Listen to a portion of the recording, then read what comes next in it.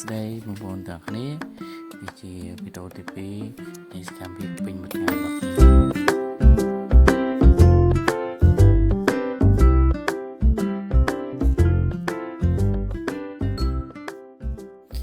រៀងរាល់ថ្ងៃទឹកពីព្រឹកខ្ញុំតែងតែមកសូមចម្រៀងហើយម៉ោងដែលពួកយើងសូមគឺនៅម៉ោង7កន្លះចឹងជាទូទៅយើងនៅរៀងព្រឹកចឹងមកពីព្រឹកខ្ញុំអត់មានសកម្មភាពពីព្រឹកមិនថតទាំងអស់គ្នាឃើញទេតែអ្វីដែលយើងអាចថតបានគឺថតពេលដែលយើងជួបជុំគ្នាហើយយើងពិភាក្សាគ្នាហើយយើងក៏បានសួរបងប្អូនគ្នាតើយើងមានអីទៅមានកន្លែងណាយើងត្រូវ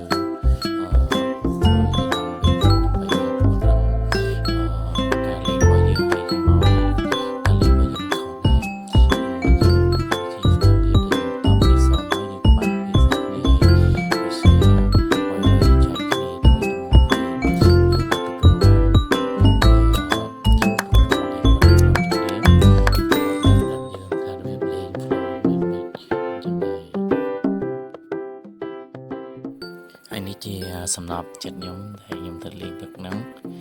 ហើយនេះជាទីមរបស់ខ្ញុំដែលយើងនឹងលេងជុំគ្នាមាន keyboard មានបងខាង sound នេះជាមួយនឹង bass ដូចគ្នាហើយយើងក៏បានពិភាក្សាគ្នាភាសាបទដែលយើងលេងយើងមានការច្រឡំខតិចតួចហើយយើងក៏បានហាត់ខហើយដៃ keyboard ក៏គាត់មកបញ្យល់ប្រាប់ថាយើងត្រូវចូលកន្លែងខកន្លែងនេះបន្ថែមទៀតចឹងដែរវាជាមួយដែលពួកខ្ញុំតែងតែយើង share គ្នា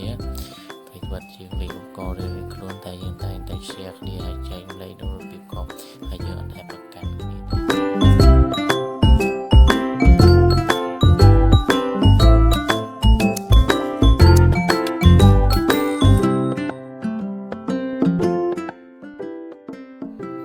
ហើយនេះជាសកម្មភាពខ្ញុំលេងត្រាំខ្ញុំក៏មិនមែនជាអ្នកជំនាញអីprofessional អីទេខ្ញុំគ្រាន់តែសម្រាប់លេងនៅកន្លែងធ្វើការរបស់ខ្ញុំឬក៏យើងហៅថាកន្លែងក្រុមជំនុំរបស់ខ្ញុំអញ្ចឹងណាអញ្ចឹងវាជាសកម្មភាពមួយដែលខ្ញុំអាចមានពេលលេងនៅកន្លែងដែលខ្ញុំស្រឡាញ់ហើយខ្ញុំស្រឡាញ់នៅអ្វីដែលយើងចេះយើងមិនខ្វល់ខ្វាយថាយើងចេះខ្លាំងប៉ុណ្ណាទេតែសំខាន់អ្វីដែលយើងចេះបន្តិចបន្តួចយើងអាចលេងបានគឺយើងលេងចឹងនេះជាអ្វីដែលសកម្មភាពលេងបងប្អូនអរគ្នាអាចស្ដាប់លេងបានពួកទាំងដៃខ្ញុំក៏មិនខ្លាំងដែរ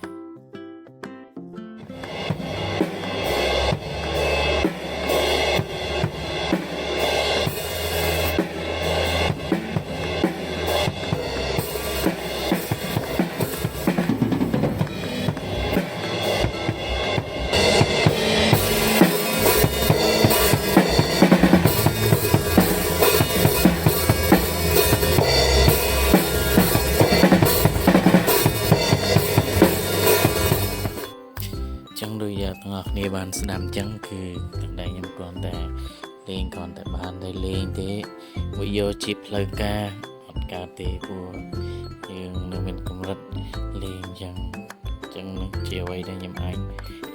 រំលែកទៅកាន់បងប្អូនអរគ្នាជាអ្វីដែលសកម្មភាពពេញមួយថ្ងៃរបស់ខ្ញុំនៅថ្ងៃអាទិត្យជាថ្ងៃដែលគ្រប់គ្នាតែជាទូទៅជាថ្ងៃដែលយើងសម្រាកចឹងខ្ញុំក៏ជាពេលសម្រាកឬពេលអីនេះគឺខ្ញុំមិនចង់ឲ្យខ្លួនឯងនៅតែទេគឺយើងតែងតែមានការងារហើយយើងអភិវឌ្ឍខ្លួនហើយយើង learn ពីអ្វីដែលយើងអត់ធ្លាប់ធ្វើពីមុន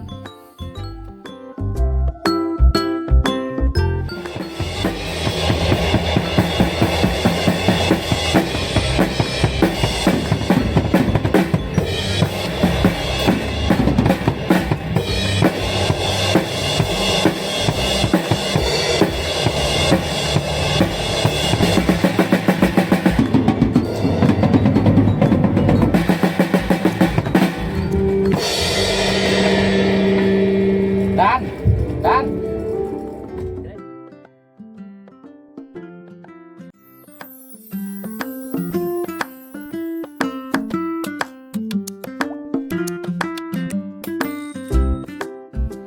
បន្ទាប់ពីយើងលេងចប់យើងក៏ឆ្លៀតឡើងមកហ្វេយើងក៏ ហើយការងារមួយចំនួននេះយើងត្រូវធ្វើអញ្ចឹងយើងក៏ធ្វើអ្វីដែលយើងត្រូវធ្វើការងារដែលយើងសល់អញ្ចឹងទៅយើងឆ្លៀតឡើងមកធ្វើការហើយទោះបីបិទវាជាថ្ងៃទឹកតែឲ្យតែយើងមានពេលយើងគួរតែឆ្លៀតពេលធ្វើឲ្យការងារយើងហើយបើបានអញ្ចឹងសម្រាប់ខ្ញុំការងារមិនមែនជាសម្ពាធអីទេតែគ្រាន់តែជាការងារវាជាទំនួលខុសត្រូវមួយដែលយើងធ្វើដើម្បីឲ្យយើងគ្របអាប់ខ្លួនឯងរីកចម្រើនខ្លួនឯងអញ្ចឹងសម្រាប់ខ្ញុំស្រឡាញ់ការងាររបស់ខ្ញុំហើយយើងចូលចិត្តធ្វើវាអញ្ចឹងទោះបីជាយើងរវល់ឬក៏ជាថ្ងៃសម្រាប់ពេលខ្លះខ្ញុំក៏ឆ្លៀតពេលធ្វើវាព្រោះដោយសារយើងអត់មានអារម្មណ៍ថាសម្ពាធទេតែយើងធ្វើវាដោយសេចក្តីសប្បាយ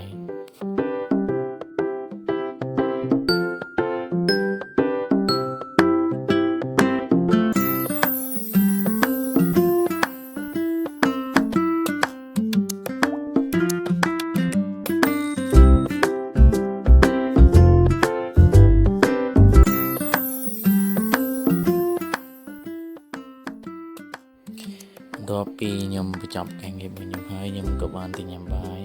ដល់ពីញ៉ាំបាយហើយយើងក៏បានសម្រាកបានមកផ្លែដែរហើយខ្ញុំបានមកហាត់សមជាមួយមិត្តភក្តិរបស់ខ្ញុំគាត់ទៅលេងបេះល្ងាចហ្នឹងអញ្ចឹងល្ងាចនេះខ្ញុំលេង keyboard ទេតែដោយសារយើងហាត់សមមួយគ្នាយើងចង់ find accord ជាមួយគ្នាក៏យើងបានហាត់មួយគ្នាខ្ញុំក៏ទីហ្គីតាមកជួយលេងជាមួយគ្នាទៅតែសម្រាប់ខ្ញុំឧបករណ៍ដែលខ្ញុំចេះដែលរៀនគ្រាន់ជាងគេនោះបែបតែប៉ុណ្ណឹងគ្រាន់តែបានមកស្គាល់តែមិនអាចរាប់វាថាកម្រិតលេងអាជីពឬអីទេគ្រាន់តែបានមកស្គាល់ហើយដូចបែបជាដើមក៏ខ្ញុំបានត្រឹមតែមកស្គាល់អាចលេងសម្រាប់ជាគ្រួសារអញ្ចឹងយើងមិនអាចទៅលេងបែបខាងក្រៅបានទេអញ្ចឹងកម្រិតរបស់ខ្ញុំក៏មានកម្រិតដែរតែបើសួរថាខ្ញុំចង់ទៅលេងនៅខាងក្រៅទេចម្លើយគឺអត់ទេខ្ញុំគាត់ថាជាគាត់នៅចង់ចេះមកគាត់ប្រើការវាលេងសម្រាប់ជាលក្ខណៈគ្រួសារបើសម្រាប់ឲ្យខ្ញុំលេងបែបជាលក្ខណៈជីពហើយជាខ្ញុំអត់ទេព្រោះលេងស្រឡាញ់ខ្ញុំគ្រាន់តែស្រឡាញ់លេងវាសម្រាប់ជាលក្ខណៈចេះលេងនៅកន្លែងការងាររបស់ខ្ញុំហើយជាមួយនឹងសម្រាប់លេងនៅកន្លែងគ្រួសារផ្សេងមិនចង់ទៅដល់ថ្នាក់អាជីពទេពីមុនធ្លាប់មានក្តីសម័យហ្នឹងដែរតែឥឡូវដោយសារយើងមានការងារហើយយើងក៏មានយើងកាន់តែធំកម្រិតរបស់យើងក៏កាន់តែដូរអនាគតរបស់យើងក៏យើងគិតទៅបែបផ្សេងអញ្ចឹងសម្រាប់ខ្ញុំគ្រាន់តែចង់លេងជាលក្ខណៈមួយដែលយើងចេះល្មមហើយក៏ពិតក៏ចង់ចេះខ្លាំងដែរតែយើងអត់មានពេលរៀនយើងរៀនមិនប៉ុណ្ណាយើងលេងប៉ុណ្ណឹង